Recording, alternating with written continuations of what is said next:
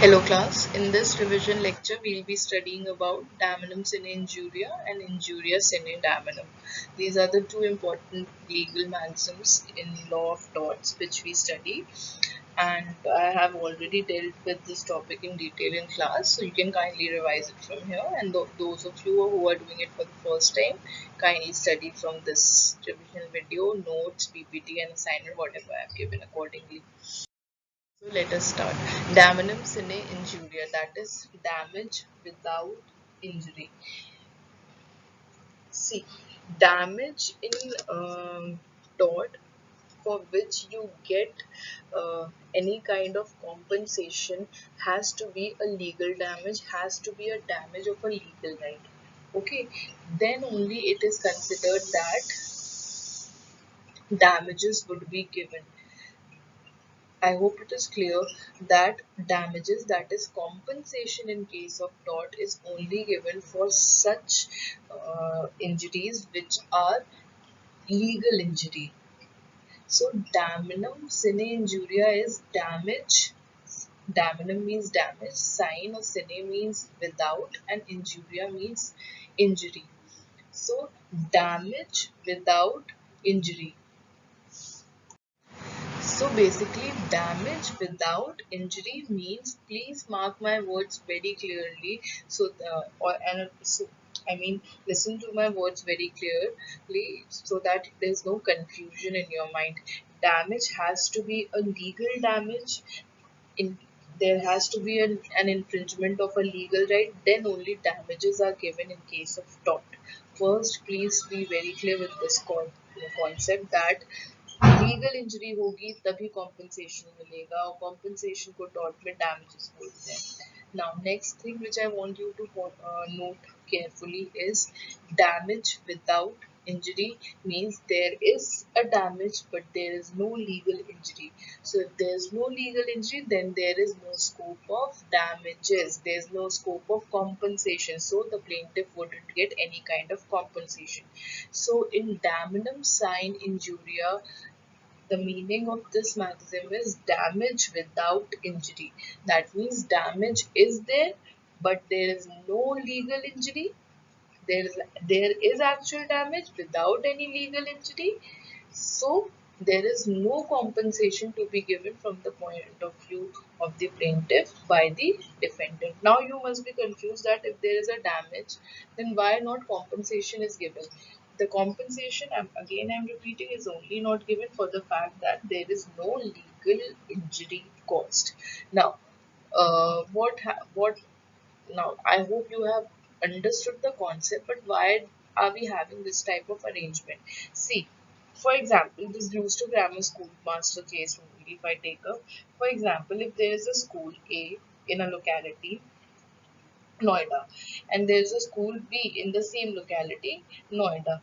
Now, earlier only school A was there, so school A was earning profits up to 5,000 rupees, for example. Now, when its competitor school B came, now school A has started earning 2,000 and school B has started earning 3,000.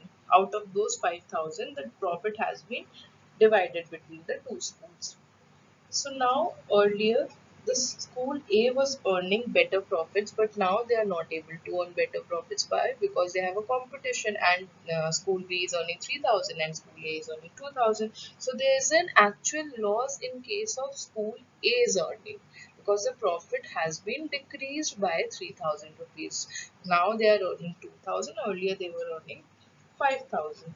So because of the fact that the profit has been decreased, क्योंकि profit school A का कम हो गया school B के आने के बाद, पहले वो 5,000 कमा रहे थे, अब वो 2,000 कमा रहे हैं और स्कूल B 3,000 कमा रहा है, तो लॉस तो है ही. There is a loss, there is an injury, there is a damage on part of school A, but this damage is not legal injury. ये कोई legal injury नहीं है, क्योंकि सबको right है एक लीगल बिजनेस करने का, कमाने का, किसी भी लोकेलिटी में everyone has the same right as of the right of school है. सबका right स्कूल ए के ओनर्स के right जैसे अगर स्कूल ए के ओनर्स खोल सकते हैं school, so is with the school B's owner.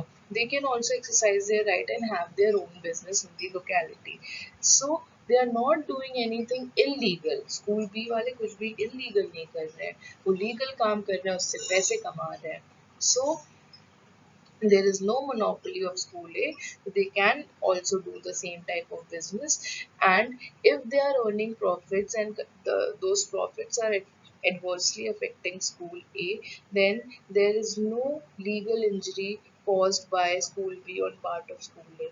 अगर वो profit कमा रहे हैं school B वाले और school A के profits कम हो रहे हैं उनकी profits कमाने की वजह से, तो कोई भी legal injury school school A पे नहीं हो रही है स्कूल बी के through, because they are not doing anything illegal.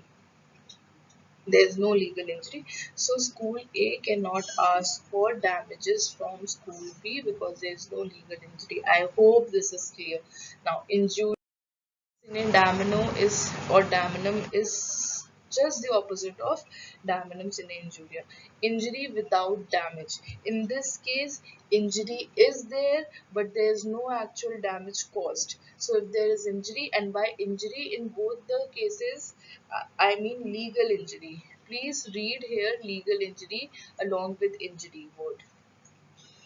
So there is legal injury, but there is no actual damage.